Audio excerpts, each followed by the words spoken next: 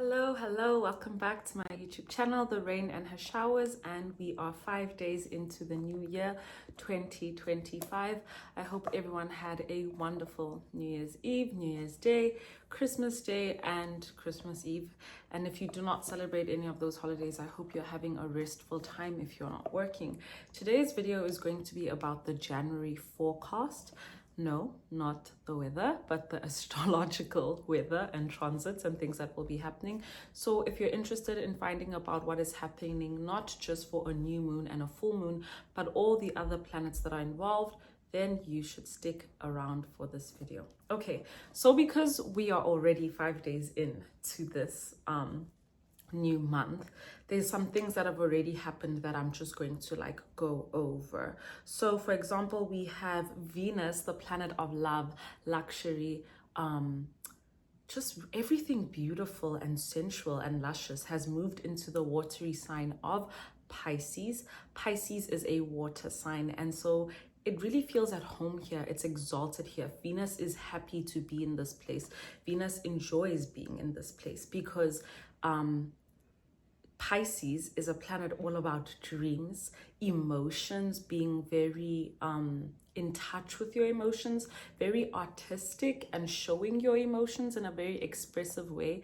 And it's honestly, Pisces, I think, are really the romantics of the zodiac sign because they love to romanticize every aspect of life, not just love. So that's the first transit that has already happened.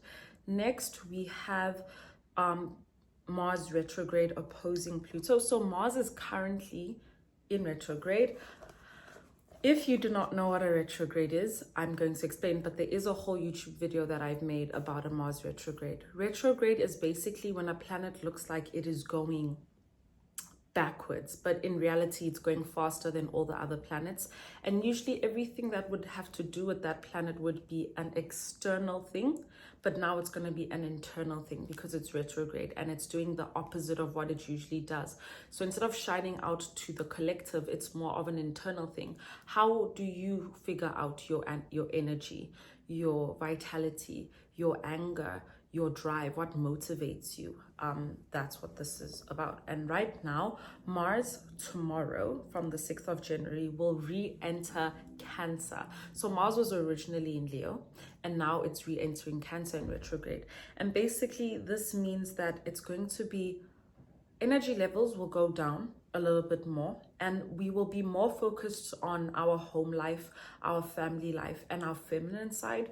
Whether you're a man or you're a woman, our feminine energy will be called to our day-to-day activities because Mars is all about action and doing, and which is usually associated with masculine energy, but now it is in a more feminine sign, and so it will be more about creation, about planning for the future, about thinking ahead, thinking about the kind of family you would like to have if you're at an age where you're ready to start a family, or thinking about how you would like to improve your family dynamics if that's something that you would like to do.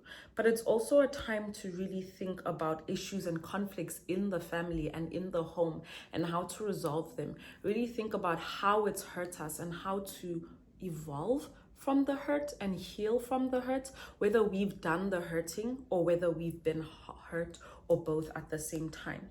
And then on the 8th of January, we have Mercury, the planet of communication, information, exchange, knowledge, expansion, really anything written, spoken, and listened to, moving into the sign of Capricorn. And we are currently in Capricorn season. Capricorn is a earth sign. It is a cardinal earth sign. That means that it is creative, it is forward thinking, it likes to do things, and it's the leadership. It likes to take leadership positions or leadership qualities to certain projects, and very hardworking. And so because Mercury is in Capricorn right now, that means our communication will be very grounded, very pragmatic, very intellectual, and we'll be speaking in ways that are less emotional but more logical and practical. And then we have a big transit. We have our north nodes moving. So we had our north nodes, if I'm not mistaken, in Aries and Libra. Aries was the north node and the south node was Libra, and now we have the North Node in Pisces and the South Node in Virgo. So Aries energy was all about very active. Think Mars, because Aries is ruled by Aries is ruled by Mars? Yes, Aries is ruled by Mars. So think of all of that energy. Very energetic, go-getting, a little bit aggressive sometimes, but still wanting to get what it wants.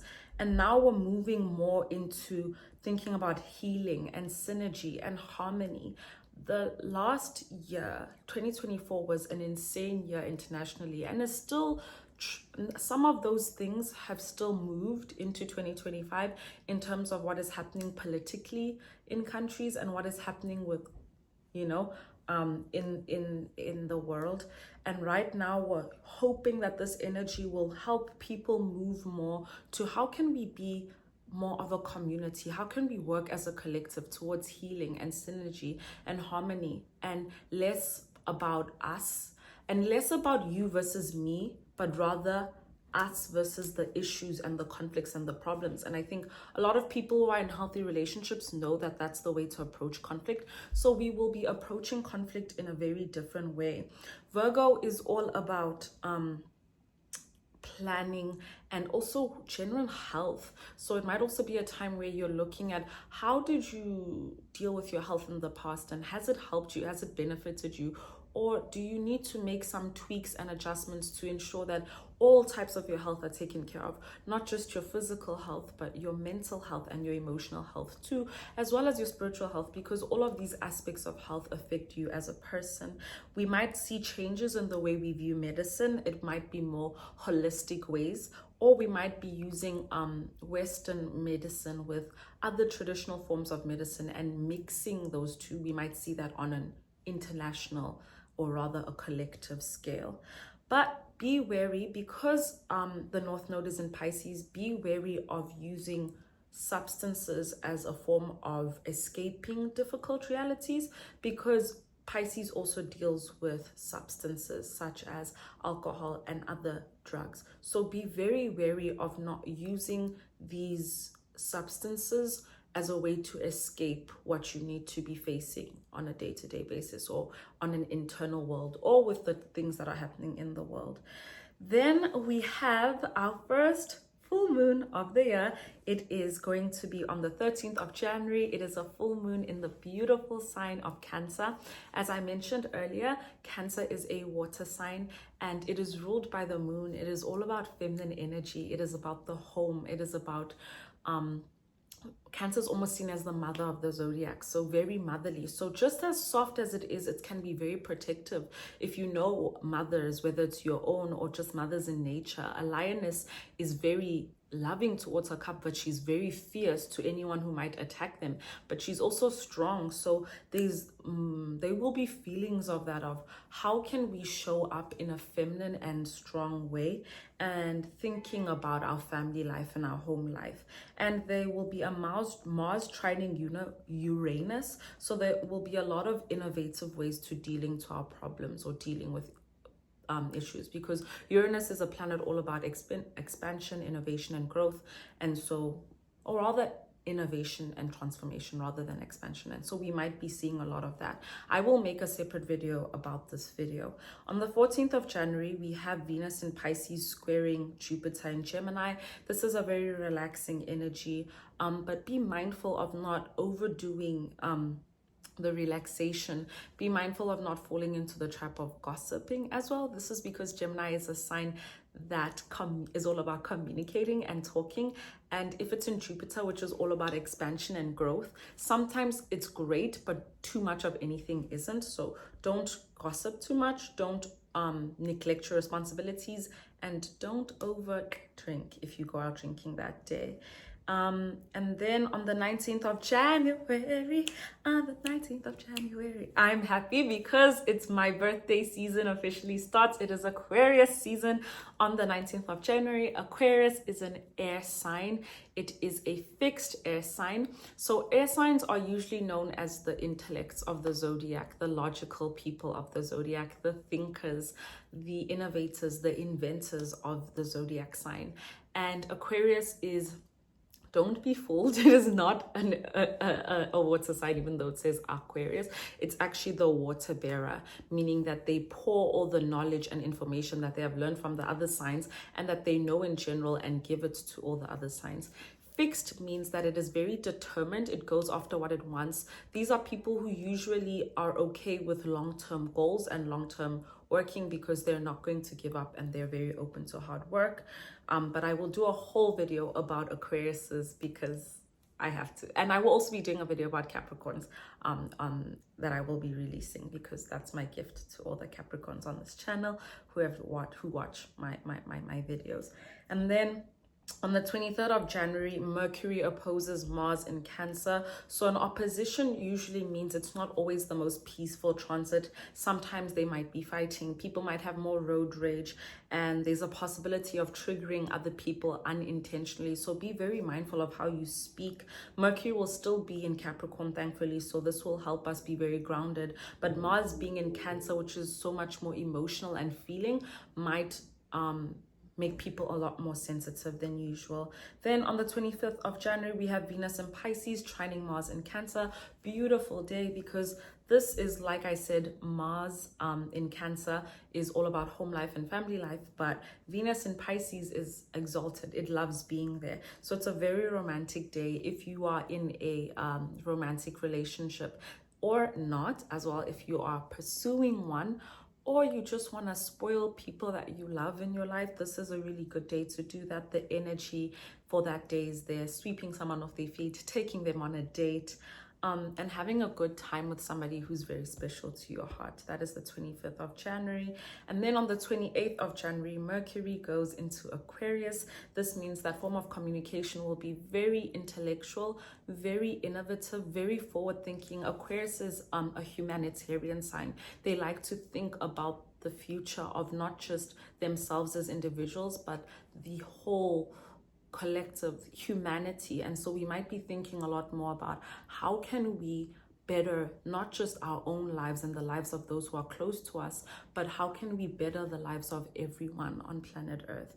And that might be a lot of conversations happening from starting on the 28th of Jan.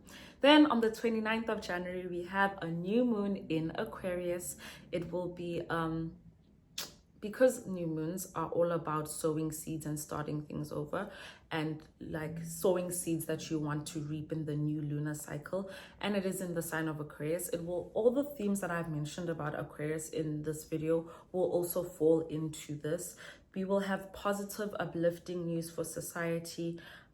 We might feel more energetic and optimistic about our new beginnings.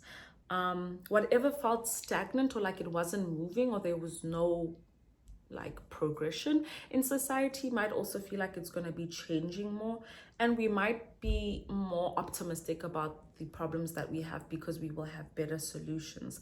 And then lastly, on the 30th of January, the sign in Aquarius will trine Jupiter in Gemini. A trine is 120 degrees if I'm not mistaken, and it's a good transit, and it's a good time to have a good time. Expanding and collaborating with others, because Aquarius is not just, as much as it's an individualistic sign in that it's very different from every other sign and every Aquarius is not the same, they are also very big on working in groups, and they are the sign of friendship, and so they love to collaborate and work with other people because they know that you never really can do anything by yourself. Of course, you should rely on yourself, but you know the saying, it takes a village to raise a child, and I think it takes a team to make a dream come alive. And this is not my financial advice, but apparently astrologers do say this is a good day for cryptocurrency, but take that with a pinch of salt. Really, please do your research, know about that, because that is not my realm. My partner is into stocks and he tries to explain this stuff to me, but I don't get it. I don't always get it. I don't always understand it. But that is what is happening in January. That is a lot. I will definitely make separate videos for the full moon happening on the 13th of January in Cancer and the new moon happening on the 29th of January in Aquarius. But thank you so much for spending this time with me. It's been so lovely to share about what's going to be happening this month. I hope that you are able to use all the information in this video to help you have a good kickstart to the year. Just a side note, because I am quite in tune with like the spiritual stuff and kind of recognizing how the earth works, I want you to remember that for those of us in the northern hemisphere especially, and even if you're in the southern hemisphere, remember that the new year is really spring. That is when the earth is really starting again. Right now it's winter. That's why I've chosen blue lighting. That's why I've chosen like colder colors, but also the moon is in Pisces today, so I was feeling very fishy and very aquatic. But remember that things start in the spring, okay? Like spring is when things sprung and the flowers bloom. So right now it's winter. It's a time for a lot of shedding. It's a time for a lot of releasing. And if you watched my last video, I spoke about how the numerology for 2025 is about releasing and letting go, because 2 + 2 is 4 and 4 + 5 is 9, and 9 is the number of release and letting go in numerology. So think about all those things you want to do, because winter is all about the shedding, so that when spring comes, we make way for all the beautiful flowers that we would like to bloom in our life, both metaphorically and literally. I will leave you with my favorite things to say, which is go out and live your life in love, because there is so much to love and so little to fear. Thank you so much, and I will see you guys again for the full moon video in Cancer. Goodbye and have an amazing week.